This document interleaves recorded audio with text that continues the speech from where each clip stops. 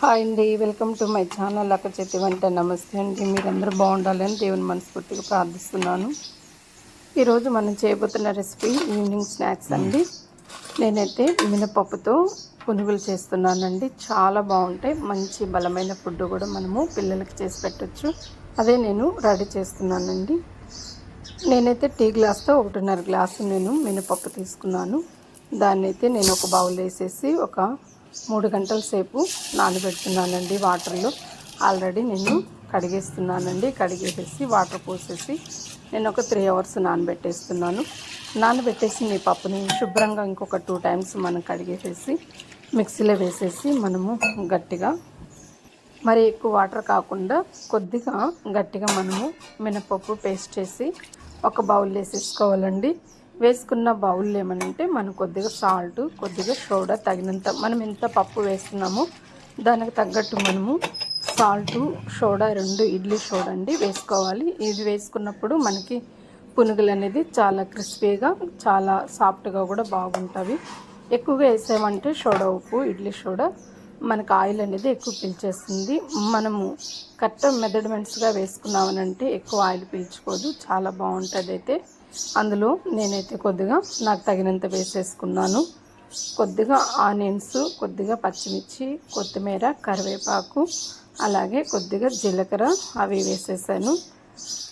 కొద్దిగా అల్లం ముక్కలు కూడా వేసానండి. కొద్దిగా మిరియాలు కూడాను అల్లం ముక్కలు వేసిన దానివల్ల చాలా బాగుంటుంది.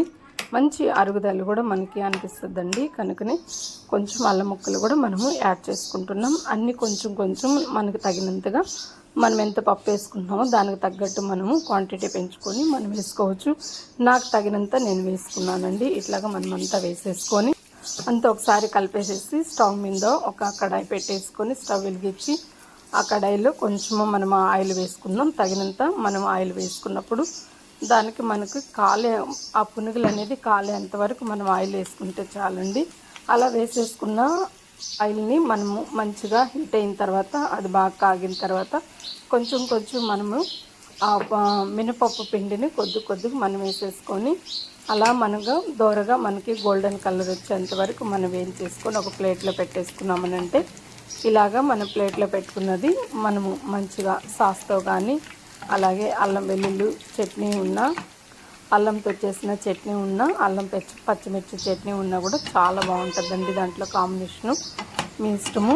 ఎర్రగారంతో అయినా తీసుకోవచ్చు, అలాగే అల్లం పచ్చిమిర్చితోనైనా మనము చట్నీ తీసుకోవచ్చు, పొడితో అయినా మనం తీసుకోవచ్చు. నేనైతే అల్లం పచ్చిమిర్చితో చేసిన చట్నీలో నేను దాన్ని మరి చేసుకుంటున్నాను. వేసుకొని ఇలాగా తింటున్నాం. ఇలా తిన్నప్పుడు మనకి చాలా బాగుంటుంది. ఈవినింగ్ స్నాక్స్ కానీ, మార్నింగ్ కానీ దేనికైనా మనకి చాలా బాగుంటుంది. ఇలా మీరు తయారు చేసి మీ పిల్లలకి, ఇంట్లో వాళ్ళకి ఈవినింగ్ స్కూల్ నుంచి వచ్చే లోపల మీరు పెట్టేస్తారంటే డ్యూటీ నుంచి వచ్చేటప్పటికి చాలా ఇష్టపడతారు ఫ్రెండ్స్. నచ్చితే లైక్ చేయండి, షేర్ చేయండి, సబ్స్క్రైబ్ చేసుకోండి ఫ్రెండ్స్. నమస్తే, బాయ్.